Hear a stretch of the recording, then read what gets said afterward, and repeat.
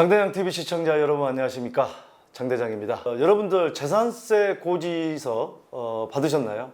받으신 분도 계실 것이고 못 받으신 분도 계실 것이고, 못 받으신 분은 본인 소유 부동산이 없으신 거죠. 네. 저도 뭐 얼마 전에 받았습니다만 한 30% 정도 인상이 된 것 같습니다. 이번에 말 그대로 뭐 재산세 폭탄이라고 하면 폭탄일 텐데, 자, 서울에 이런 이제 데이터가 있습니다. 서울에 58만 가구가 재산세 30% 상한까지 냈다.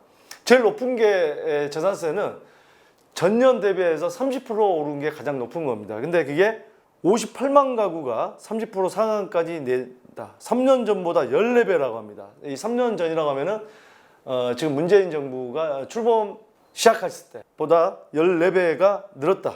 자, 서울에서 공시가격 6억 원을 초과하는 주택을 보유세, 재산세 상승폭이 상한까지 오른 가구가 58만 가구에 육박한다. 2017년 4만 541가구였던 재산세 30% 상승 가구, 그러니까 30% 상승했던 가구가 4만 5천 가구인데 올해 57만여 가구로 증가했다.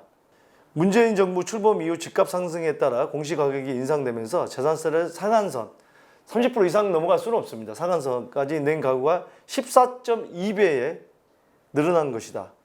자, 지방세법은 재산세의 급격한 증가를 막기 위해 주택 공시가격의 60%를 과세 표준으로 적용한 공정시장 가격 비율을 적용하고, 자, 이게 이제 공시가격 3억 이하는 전년 대비해서 5%가 맥시멈입니다. 공시가격 3억 이하, 공시가격이 있고 실거래 가격이 있죠. 공시가격을 얘기하는 겁니다. 공시가격 3억 이하는 전년 대비해서 5% 이상 올라갈 수가 없고, 3억 원 초과해서 6억 원 이하는 10% 이상 올라갈 수가 없죠. 10%가 맥시멈입니다. 공시가격 6억 원 초과는 30%까지만 세금이 늘도록 되어 있는데 6억 원 초과, 공시가격 6억 원 초과가 급격하게 많이 늘었다라는 거죠. 우리가 재산세 계산하는 게 공시가격이죠. 공시가격. 곱하기 공정시장 가액 비율. 이게 이제 이 재산세는 60%예요. 이제 여기다 누진 공제를 마이너스 해주는 거죠. 기본 공제. 근데 이 공시가격이 지금 계속 정부에서 현실화하겠다. 지금 계속 많이 올랐죠. 작년에도 많이 올랐고, 이거 자체가 많이 올라가기 때문에 재산세가 많이 늘어나는 거고, 이게 공정시장 가액 비율이라는 건 쉽게 얘기하면 할인율로 보면 됩니다. 할인율. 60%로 할인율을 해주는 건데, 이게 이제 종합부동산세는 이 할인율을, 종합부동산세는 어떻게 계산하죠? 자, 공시가격에서 기본 공제가 있죠. 1주택은 마이너스 9억 원, 2주택은 마이너스 6억 원이죠.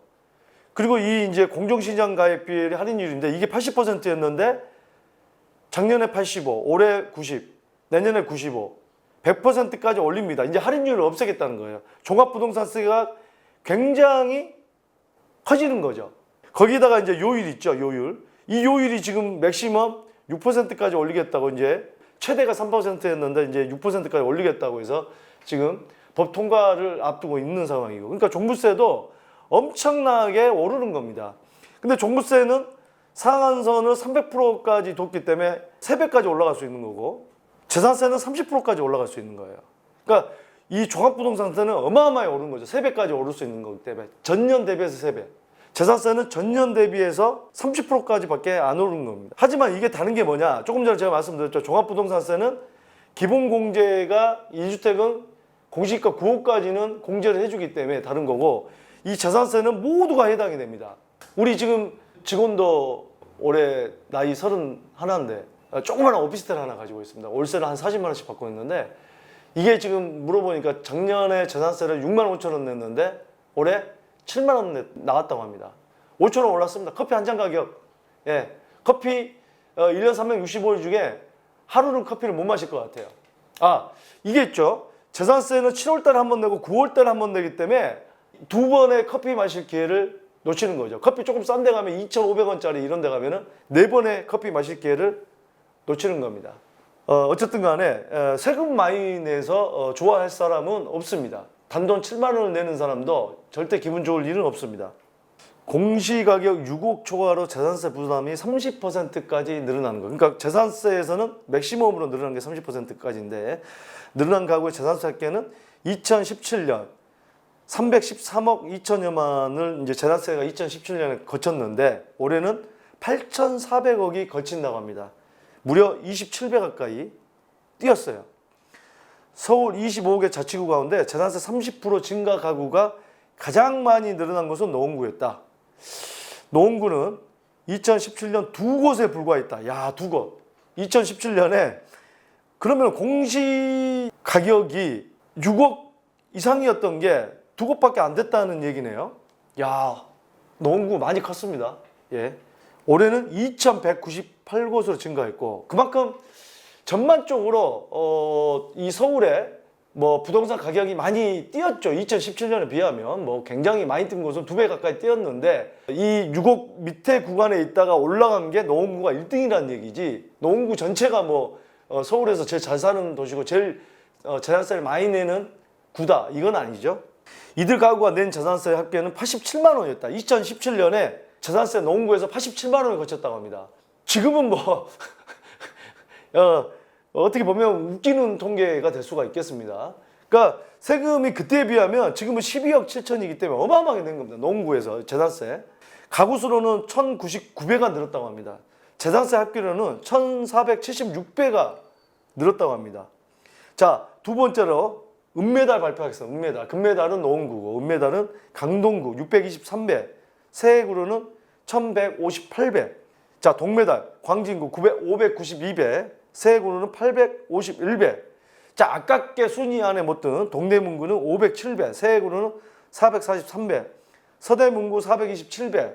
세액으로는 1,157배. 구로구 262배. 세액으로는 472배. 자, 실수요자가 상대적으로 많은 곳에서 재산세 부담이 급증한 가구가 확대됐다. 전반적으로 이제 세금 부담이 큰 거는 종합부동산세거든요. 아까도 말씀을 드렸지만 전년 대비해서 3배까지 올라갈 수 있기 때문에 요거는 진짜 어마어마한 또 세금을 낼 것 같습니다. 지금 재산세의 1가구 1주택에서 조금 고가 주택 가지고 계신 분도 상당히 많이 늘었다고 불만의 목소리는 큰데 이제는 종합부동산세가 12월 달에 나오죠. 재산세가 7월 달, 9월 달 두 번에 나눠서 나오고 12월 달에 종합부동산세가 나와서 1년에 총 3번의 어떤 보유세를 내게 되는데 12월 달에 고지서가 날라오면 한바탕 또 할 것 같습니다. 강남구는 2017년 22,646곳에서 올해 11만 4천 곳으로 5배 증가했어. 세액으로는 14.4배 늘어났는데 그쳤다. 근데 이제 어떤 늘어나는 그런 어떤 규모는 그렇지만 내는 금액은 압도적이죠. 이 강남구나 서초구 이런 곳이 압도적입니다. 이거는 뭐 그건 얘기할 필요도 없고요. 예. 자, 이게 이제 얼마 전에 이번에 부동산의 여러 가지 임대차법이라든지 이런 법에 어떤 반기를 들고 지금 대규모 집회를 했던 건데 신발을 던지는 퍼포먼스를 해서 뉴스에서 많이 나왔는데 그만큼 부동산 정책에 대한 불신이 크다 이렇게 좀 볼 수가 있을 것 같습니다. 18일에 서울 종로구에서 6.27 대책, 7.10 대책 등의 최근 정부의 고강도 부동산 규제 정책 항의하는 집회도 열렸었죠. 정부 여당이 임대차 계약 갱신 시 임대료를 5% 이상 올리지 못하게 하는 방안을 지금 추진하고 있죠. 임대차 3법, 더불어서 5법까지 표준 임대차까지 법안이 발의돼서 이제 지켜봐야겠습니다만 그런 불만이 있는 가운데 재산세는 30%씩 오르기 때문에 세금 많이 내고 적게 올리고 우리도 국민인데 왜 자꾸 한쪽만을 편애를 하냐 뭐 이런 식의 지금 불만들이 많이 높아지고 있는 것 같습니다. 미래통합당 김상원 의원은 세부담 상한제가 아니었으면 많은 가구가 재산세를 내느라 빚을 내야 했을 것이다. 이 30%라는 제한이 없었으면 재산세 내려고 빚까지 냈어야 되는데 이런 쪽으로 전년 납부액의 3배까지 늘어날 수 있는 종부세 납입일에는 세금 파산 가구가 속출하지 않을까 우려된다. 이게 연말에 종부세가 이제 전년 대비 3배가 늘어나는데 이거 이제 받으면은 30% 상한선이 이 재산세도 아우성인데 3배 늘어나는 종부세 연말에 받았을 때 얼마나 지금 국민들의 불만이 클까? 자, 이 지금 서울 얘기를 제가 말씀을 드렸는데 서울의 좀 총 인구가 1,000만이 좀 안 되고요.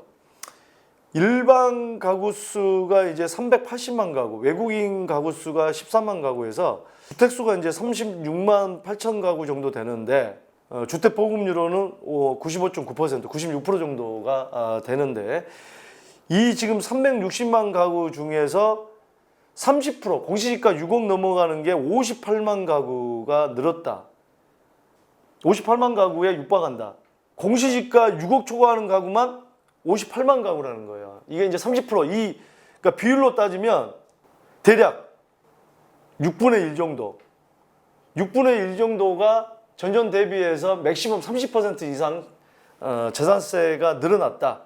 그 뭐 비율로 따져도 어마어마한 좀 비율인 것 같습니다. 정부에서 세금, 그러니까 뭐 많이 시세 차익이 남겨서 세금을 늘린다, 뭐 이런 거는 어느 정도 자본주의 사회에서 뭐라 그럴까요? 소득이 있는 곳에 세금을 부과한다.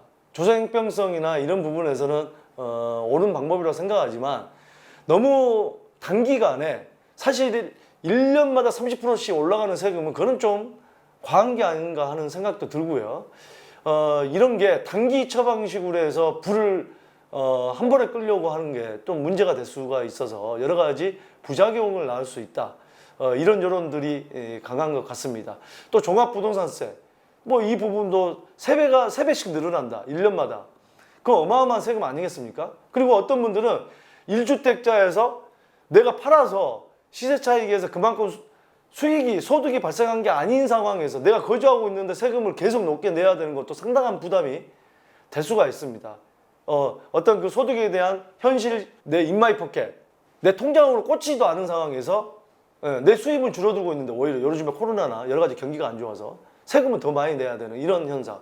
또 1가구 2주택자도 또 뭐 부모님 그 봉양을 한다거나 자식들한테 뭐 학교 문제 때문에 집을 한 채 더 가지고 계신 분도 있어서 사실상 1가구 2주택까지도 실거주로 모두 하고 있는 가구들도 있는데 이렇게 어떤 조세형평성을 떠나서 징벌적인 세금을 먹이는 게 상당한 문제가 되고는 있는 것 같습니다.